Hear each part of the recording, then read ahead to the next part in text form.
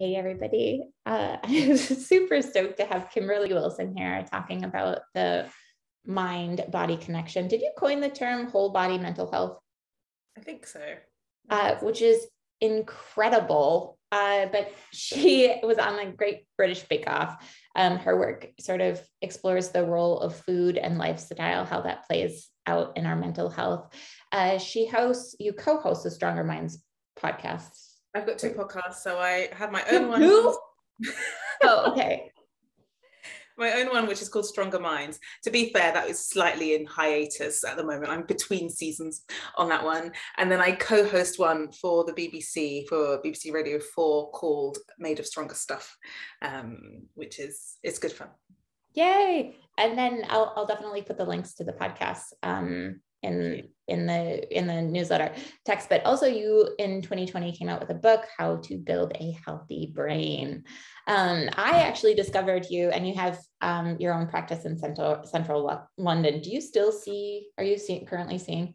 Because I went to your website and it was like, actually Kimberley's booked.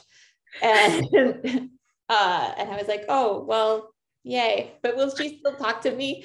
So I guess I just want to start out a little bit on kind of your background again. I know we talked a little bit about one of the reasons you got interested in nutrition and mental health, but were there any sort of things like, did you come from a family of psychologists? Or I feel like for me, it was inevitable that I became an artist because I came from a family that really valued that. And I saw sort of even though I was told that you shouldn't be an artist, everybody else wanted to be an artist. So it was infectious. But anyway, how did you come to be interested in these topics? Well, it's kind of the opposite. And I kind of say in my book that actually there is a lot of psychiatric and psychological illness in my family. So I kind of grew up with this awareness of things like schizophrenia and depression and motor neuron disease. So I grew up, essentially, I think of it as with brains that didn't work properly.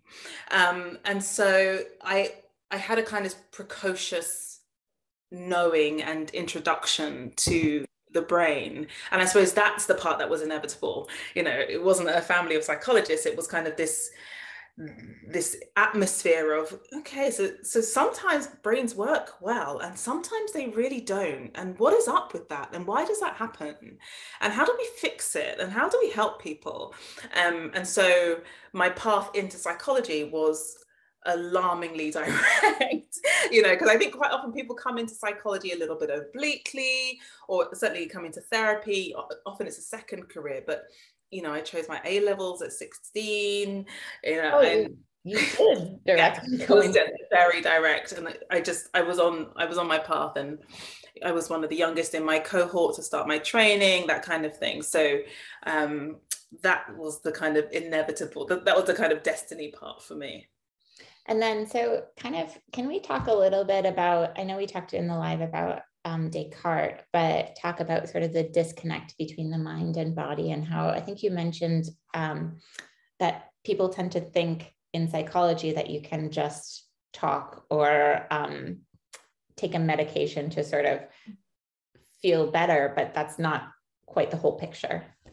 It's not. And what's really interesting about, say, training in psychology, so I did 7 years across undergrad and postgraduate study in psychology. And so we're supposed to be the kind of experts in mental health. And in your undergrad, you do a bit about kind of neuroscience and kind of neuroarchitecture, which bit of the brain is this and what is it supposed to do. But you learn nothing at all about maintaining the health of the brain.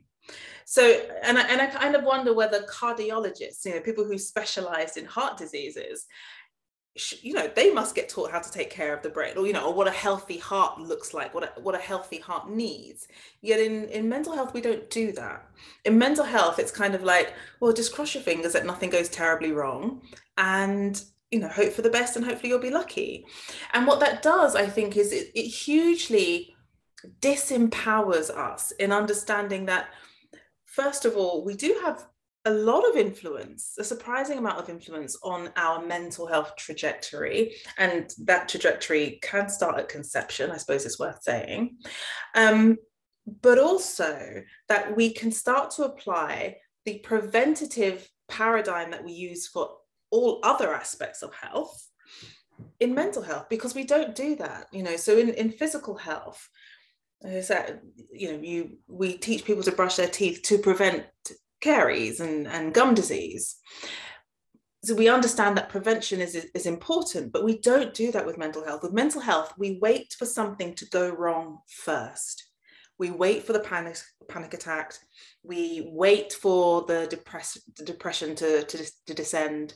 We wait for maybe a first episode of psychosis. And then we say, let's see if we can get you back to baseline. But in no other element or area of health do we wait for the disaster to happen and then try to, pull it back to shore. And there's no reason why we do that. We can absolutely, prevention in mental health is a thing. It's just that nobody talks about it and it's not taught. Can you talk a little bit about, this reminds me of thinking about the role of genetics. And I, by the way, I think it's super helpful to think about that we have even a little bit of control over our mental health, which I find riveting. But also, can we talk a little bit about maybe being predisposed, if some of us are or aren't, or what you understand the role of genetics and environment to be in whole body mental health at the moment? Yeah, and so it's complex, but really important to understand. So there's the phrase that is used is genetics loads the gun, but it's environment that pulls the trigger. So you might have Never thought about it that way. Sorry.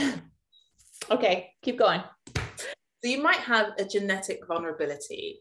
So, in the same way that we screen people for family histories of cancer or heart disease or things like that, we screen people for family histories of depression or bipolar disorder and things like that. So you might have an increased genetic risk based on, a couple of genes that work in a particular area. But the question is, are you in an environment that will trigger the expression of those genes? And so quite often what we find is that people might have a genetic predisposition to something, but if they're raised in, a safe home with caring, attentive parents and, good nutrition and good access to healthcare, then the trigger isn't pulled, that they might have that risk factor, but they are able to stay well. But it's the people who might have the risk factor and the unhealthy or harmful environment where the expression will happen. And one of the most important environmental factors for us is nutrition, because nutrients affect gene expression. Certain nutrients will turn genes on and off. Vitamin D, for example, turns on a whole host of genes. Magnesium is required for enzyme reactions, and essentially everything that happens in your body is an enzyme reaction. Moving DNA and also, everything is an enzyme reaction. B vitamins and choline are required for what's called one carbon metabolism, which is about managing the activity of your DNA. So one of the most important environmental factors is nutrition. And again, this is why we in mental health really should be thinking about the impact of nutrition on the genetics of our patients' brains, because it's going to be having an impact. Because what we know, and is not controversial at all, is that nutrients affect gene expression. So it's really connected. So I think I read on your website that when people come to see you, you have them do a sort of food journal, but you also have them do a sleep journal. Can you talk a little bit about, we didn't talk earlier about sleep or what sort of role that plays? Yeah, I do a very comprehensive assessment. Which I've never had so I've been in therapy since I was 16 to various degrees, and I've never had anyone do a nutritional study or a sleep study with me. Yeah, so the principle is that it doesn't, I can understand something about your psychology from talking to you, but what I need to understand is if you're saying, I'm depressed, which is, a common concern, that's not enough. That's kind of a label. I need to know what's causing your depression, or what's driving it, what's maintaining it. And to do that, I need to understand much more. I need to understand about your relationships and your history and your thinking style, but I also need to know about your sleep and your nutrition quality, your access to outdoor light and green space and all of those things. And I kind of think it's almost pointless trying to engage in deep therapeutic work if you haven't got sleep sorted, because sleep is so essential for the normal healthy function of the brain, that it's when you're underslept, you don't remember things very well. Nope. The neurogenesis, right, which is, so I think of therapy as non-invasive brain surgery, right, because we are changing the structure of your brain, but through talking. Never thought about it that way, but I get it. Right, because when you're learning new ways to be, those new learnings are laid down as neurological pathways. So you're changing the structure of your brain, which is also why you need nutrients, because you need nutrients to build new brain connections. But when you're underslept, that neurogenesis, that production of new connections, doesn't work. And often quite the opposite. You're more likely to end up with atrophy, or brain cells that are kind of stagnating. If you're underslept, your brain can't clear out the toxins overnight that allow your brain cells to communicate properly with one another. The production of your neurotransmitters goes, askew if you're not properly slept. So all of the things that we require for good therapy to take are undermined if people aren't sleeping properly. So sleep is usually where I start, is, okay, what's happening with your sleep? Let's make sure that's okay. And then we can move into, what's brought you here today. I think I've been reading, I don't know if it's the same in the UK, that depression and anxiety rates are just like through the roof. And I was wondering if you had an opinion on the sort of cause or sort of network of things that kind of were increasing those rates beyond, our reality, our current reality. Or our current, sort of understanding of reality, I guess. I think a lot of things. I think the two main ones from my perspective are the terrible quality of our diets, in terms of not providing our brains with the adequate nutrients in order to function well. Over here, we're only slightly behind you guys, but 55% of an adult's calories in the UK come from ultra processed foods, which are typically low in fiber, low in micronutrients, vitamins and minerals, and certainly very low in omega-3 fatty acids, which are really important for the structure and function of the brain. You guys beat us by about, I think, 2%. It's 57% for you. And so I think there's almost a supply issue, which is, you normally want to be winners in this. It's not a great contest. Oh. So I think part of that is a supply issue. Is your brain getting what it needs to function properly? And if it's not, then it won't function properly. But the other feature, and again, the two of us, our two nations, are top of this quite terrible chart as well, is social inequality. So the UK is the most unequal society in Europe, and the US is the most unequal of the wealthy OECD nations. And what that means is that the distance between the haves and the have-nots, the people who have the money, the power and the status, and the people at the bottom of the pile, is wide and widening. And there are many, many, many correlations between widening social inequality and poorer mental health outcomes. And largely because the wider the social inequality, so the more different people are, the less, you know, the less equal we are, the more that status becomes a really important factor in your well-being, and maintaining status becomes a really important factor in your well-being. And you have to try to, you're automatically in competition with everybody else. You know, you have to try to be better than that person and try to look up to or win the favor of that person. It makes us incredibly self-conscious. It makes us incredibly anxious. It erodes our self-worth because there's always someone doing better than us, and often much better than us. And so there are these correlations between social inequality, even irrespective of the actual amount of money, but just the level of unequalness and poorer mental health outcomes.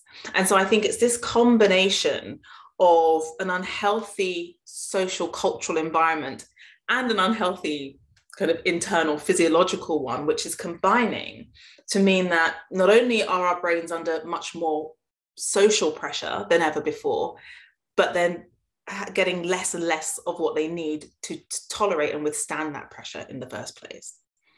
I keep tearing up while you're talking about it, but it's really sad how we think about. I think maybe I want to ask you to choose a direction on this. Part of me wants to go into to talk a little bit about our nervous systems and how they're both in us, but also part of this giant sort of collective network, and talk a little bit about the vagus nerve. But then the other part of me wants to hear your take on individualism, because there's like, I think that in so many ways that this is to blame this idea that, again, we're a separate being responsible for ourselves. And I wonder too, if like the US and the UK have this sort of strong underpinning of that culturally, and why the sort of not the correlation between that and inequality. Yeah, well, I think our two nations have the same underpinning because it kind of happened at the same time, which was Reagan and Thatcher. And so Thatcher is famous for saying there's no such thing as society. There is the individual and the family. And so her kind of ethos was, we need to empower people to be independently wealthy, independently celebrated, you know, the power to the individual. And this whole thing about society, like even now, what day is it? Wednesday. So yesterday there was a vote in Parliament. We've got a new schools bill coming through.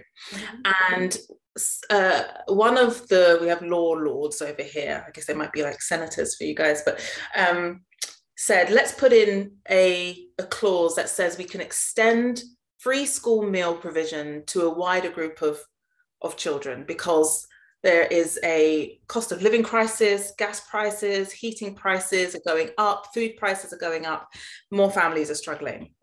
And our government voted against it.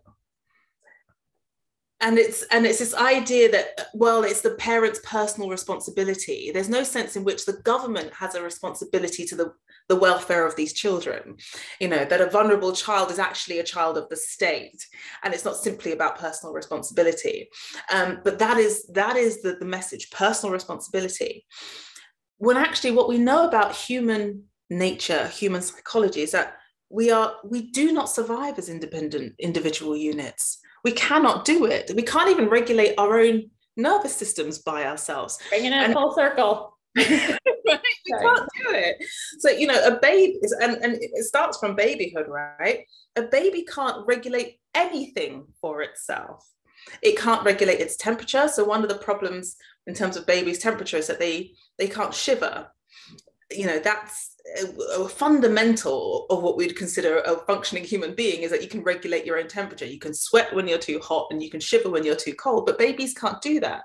They can't regulate their comfort. Very tiny babies can't turn over when they become uncomfortable. They rely completely on a caring, attentive, aware, attuned parent to understand what their needs are.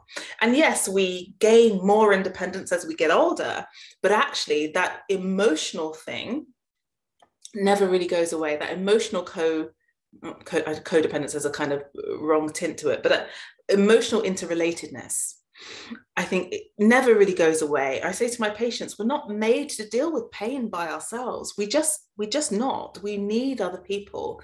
Our edges are porous and we need other people to help maintain us. And so kind of biologically, psychologically, the notion of the self-made man, the person that is kind of springs up out of nowhere, not depended or relied upon anyone, is a fantasy. But pursuing it in terms of our economic policy, which is what we're doing, pursuing that fantasy means that more and more people are left adrift. More and more people are left feeling worthless, dejected, dismissed, and as if they haven't somehow made the grade. I haven't been good enough, I didn't have the talent, or maybe I didn't work hard enough. And actually, what we know about social inequality is that where you are born is one of the biggest, in terms of the status hierarchy, is one of the biggest drivers of where you're going to end up. We have basically flatlined social mobility in the UK. You get the odd person who can move up from the social class that they might have been born in, but broadly you stay where you are. And so it's not about how hard you work or what talent you were born with necessarily. It's about what opportunities you had, what connections your parents had, how safe the environment you were born into was. These are the things that are going to affect your long-term trajectory and your sense of well-being.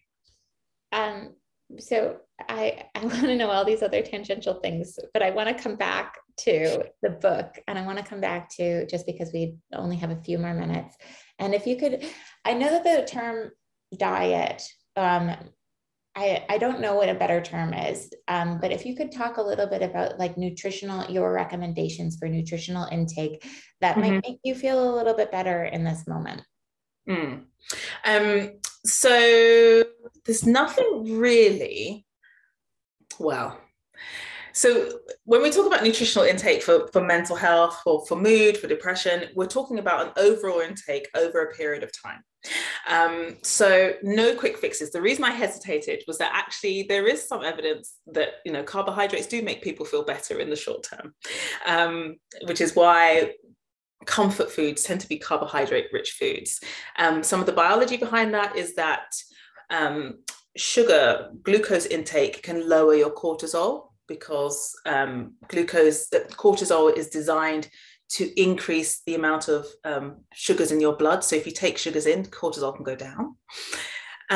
You're going to say something? But no, I just feel like as we talk, I'm like, Kimberley Wilson unpacks all of these old idioms, how they actually function on a biological level, on like trust your gut, or I'm nervous, or comfort food. These actually have like biological underpinnings to them. And so when people feel really guilty about comfort eating, very often, if you haven't had any other sources of support or have learned how to do that, actually, for some of my patients, it has been their body doing their best to support them through a stressful period. It can't be the only thing you rely on, but sometimes it has been the thing that gets people through. So, and the other thing about sugar is that it can increase the crossover of tryptophan, which is a precursor to serotonin, into the brain. So that, potentially could increase serotonin synthesis. So in the short term, but that's not what we're talking about. So what we mean is oily fish or omega-3 fatty acids supplementation if you do not eat fish. Because your argument for eating fish is really transformative. So there's one of my coworkers who is also a vegetarian, and we don't eat fish. And after listening to you talk, I literally went outside and was like, Leslie, we gotta eat some fish. But can you tell us a little bit about why that is, or why you recommend it, or why, and if we don't eat fish, what we should do to supplement? Sure. Yes. So for a few reasons. So for brain development, so if we're talking about pregnancy and children, DHA, which is one of the omega-3 fatty acids, we know from animal studies that if the mother is low in DHA, her baby's brain is smaller, And the neurons, which look like kind of the branches of a tree, those branches are fewer, shorter, and stubbier. So there's much less connectivity. And then we see a proxy for this in humans as well. So you don't deliberately deprive a woman of omega-3 fats, but what you can do is compare women who ate more seafood during her pregnancy versus women who didn't. And you scan their babies' brains and you see a greater overall brain volume, larger regional volumes, and more connectivity. And that connectivity might be associated with later IQ. So it's required just deep breath. It's okay. It's required for the literal structure of your brain. And the thing about DHA is that it is irreplaceable in the brain membrane. It makes up about 30% of your brain membrane, and it cannot be replaced. There are other fats that are similar in shape, that are easier for the body to make or convert. But your body doesn't use those. It waits to get the DHA. And if you don't have DHA, then you lose that membrane flexibility, which is what DHA gives you, which means your brain cells can't signal as well, and they can't look after themselves as well, and neurogenesis slows down. So that production of new connections in the brain, which is associated with delayed dementia and Alzheimer's disease. So it's really important. And if you don't eat fish, I mean, one of the other fatty acids, EPA, is potently anti-inflammatory, and obviously neuroinflammation is a bad thing. You don't want inflammation in your brain broadly, but we used to think that inflammation was a kind of passive event, so almost like you wait for the fire to die out. It's not like that at all. Actually, inflammation and the recovery from inflammation, the resolution of it, is active. It's like you've switched on a light switch and now you have to switch it off again. And you need EPA, omega-3 fatty acids, to turn it off, to make the compounds, they're called resolvins, that will switch off your inflammation. So if you don't have that, then the risk is that you'll have more of this elevated inflammation just hanging on for a longer period of time. If you don't eat fish, then what we're talking about is a supplement, an algae-based source. So if you're vegan, if you don't eat fish just because you don't like the taste of it or whatever, then you can take a fish oil supplement that has at least 500 milligrams of EPA DHA per day. I would say probably higher, but that's the kind of baseline level. Clinical levels for treatment of depression alongside antidepressant medication is about 2 grams of EPA, or at least 60% of that being EPA. And that has been shown to improve the efficacy of antidepressant medication by about 30%. Why is this the first time I'm hearing about this? Because nobody thinks the body has anything to do with the brain. This is the thing. It's all there in the literature. And no one's talking about it. It's wild. Sorry, this is really wild. Again, my sort of investment in eating fish has been reinvigorated after hearing you talk. And also it makes me want to go back in time and eat more fish during my pregnancy. But I was told I was to eat less fish during my pregnancy because of the mercury content. And so it's just like, it's so complicated. But yeah, really, I really want to be respectful of your time, and it's 10 o'clock and I have, again, so much. We didn't talk about the vagus nerve. We didn't talk about nutritional psychology. We didn't talk about the gut microbiome.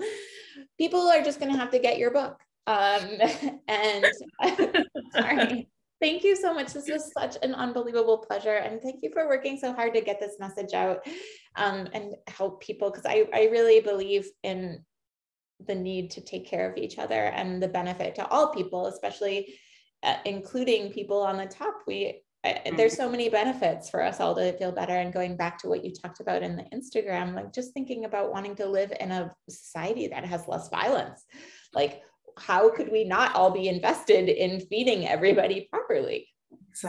Exactly.